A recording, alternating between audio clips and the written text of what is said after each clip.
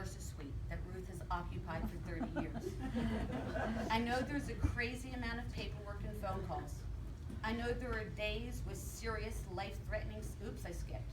That's okay. No, that's not. Kathy won't. Okay, I'm going back. I truly don't know what goes on behind the door of the nurse's suite that Ruth has occupied for 30 years. I know there's a crazy amount of paperwork and phone calls. I know there's a constant stream of kids, some days as many as 90 or more. I know there are days with serious life-threatening situations, yet other situations are so bizarre, all Ruth can do is shake her head and say, can't make this shit up.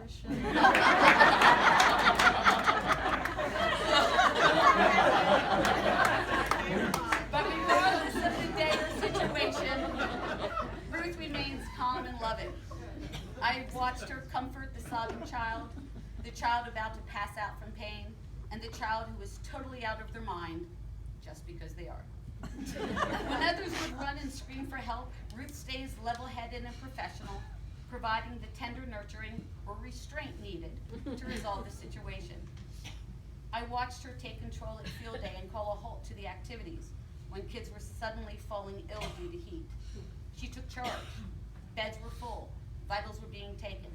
Kids needed cold compresses. Parents needed to be called.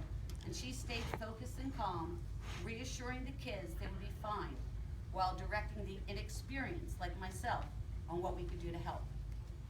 I have watched her at lunchtime, with the steady flow of students coming for their life-saving or mood-altering meds. And it is as routine to her as if they were her own children coming home to grab an afternoon snack.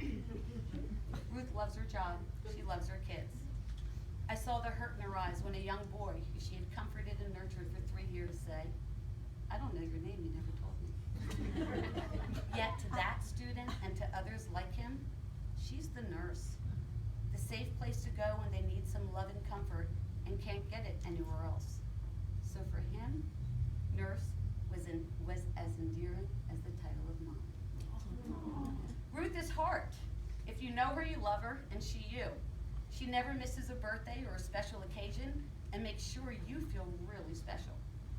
If you need anything at any time, she's the first to be there. When a fellow Bamer became very ill, Ruth practically adopted the family. She helped organize meals and would deliver them on her visits. She provided comfort for both the patient and her husband. She would bring small gifts for the children, play with them, and hold them when their mother was too weak. Ruth and her husband Jim would fill their flower baskets, so upon the family's return, they were greeted with happiness. She was their angel, and this thoughtfulness and generosity is not a one and done for Ruth. It's part of her DNA. Ruth loves her job and the kids, but her ultimate love is family. I've been fortunate enough to transcend the lines of coworker to friend to family.